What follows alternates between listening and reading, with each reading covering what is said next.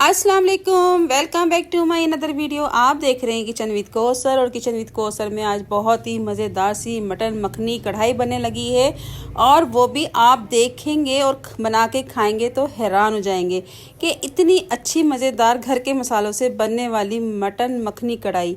तो सबसे पहले मैंने क्या किया है, 1 कप मैंने ऑयल का डाल दिया है, और इसके अंदर मैंने 2 प्याज चॉप करके डाल दिए हैं। आप स्लाइस में भी काट के डाल सकते हैं। चॉप करने का मतलब ये है कि ज़रा जल्दी घुल जाते हैं गोश्त के अंदर।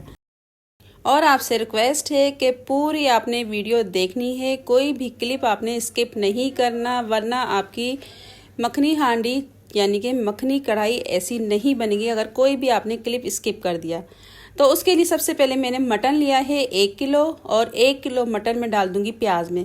प्याज मैंने सिर्फ 2 से 3 मिनट फ्राई किया है इसका, ताकि कच्चापन दूर हो जाए। प्याज को बहुत ज़्यादा आपने फ्राई नहीं करना। जैसे ही 2 से 3 मिनट होंगे प्याज फ्राई करने के बाद, तो इसमें डाल देना हमने गोश्त, और गोश्त डालने के बाद डाल देना है हस्बे ज़रूरत नमक। नमक डाला है मैंने 1 टीस्पून भर के, और उसके बाद लहसुन अदरक का पेस्ट डाला है मैंने 1 टेबल स्पून भर के। 2 टमाटर लिए थे, उनको ग्राइंड कर लिया था, और ग्राइंड करके मैंने इसमें डाल दिया है, और इसको मिक्स कर लेंगे।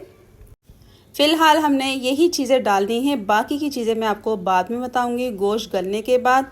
और इसको पानी डालेंगे हम इतना कि ये गोश्त गल जाए, बहुत ज़्यादा नहीं डालना और कम भी नहीं डालना।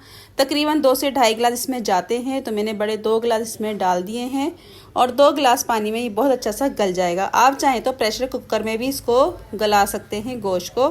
तो उसके लिए सबसे पहले मैंने कढ़ाई का ढक्कन लिया, और इसको कवर कर दूंगी 20 से 25 मिनट के लिए। तो मिलते हैं 25 मिनट बाद।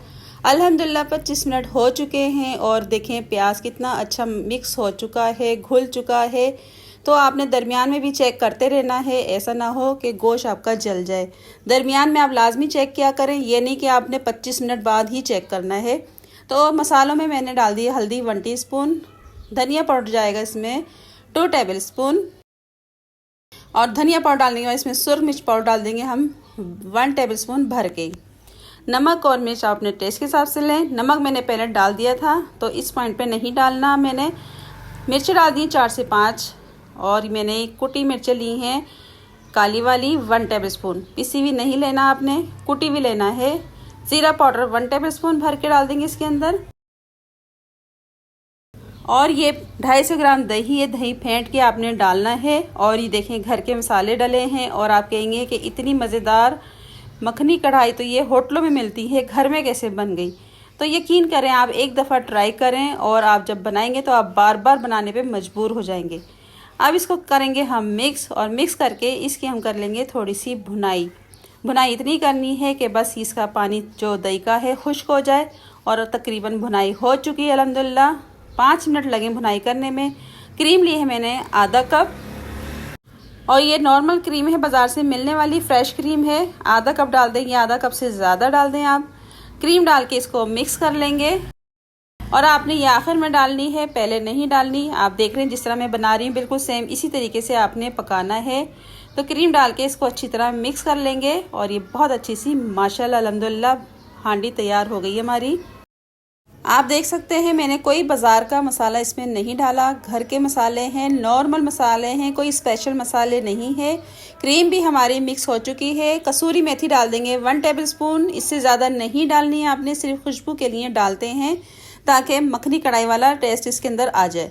तो इसको डाल के मिक्स कर लेंगे, और मिक्स करके अब इसमें हमने कुछ भी नहीं डालना मज़ीद, और इसमें डालेंगे चीज़ें तो ये वैसी नहीं बनेगी। तो बस इसी तरीके से आपने चीज़ें डाल के इसको कवर कर देना है 1 से 2 मिनट के लिए, ताकि ऑयल ऊपर आ जाए, बिल्कुल स्लो फ्लेम पे। और अब देखिए कितने स्लो फ्लेम पे किया था कि सारा ऑयल ऊपर आ चुका है। अल्हम्दुलिल्लाह माशाल्लाह एकदम परफेक्ट बन के रेडी हो चुकी है।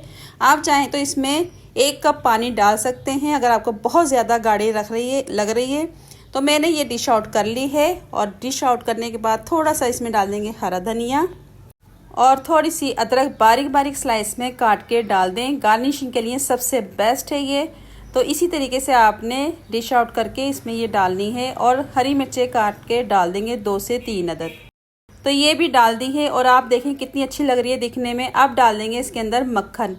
मक्खन मैंने लिया है इसके अंदर 1 टेबल स्पून भर के। तो ये डाल देंगे और ये खुद ही मेल्ट इसके अंदर हो जाएगा और इसका जो जायका आएगा आप सोच नहीं सकते।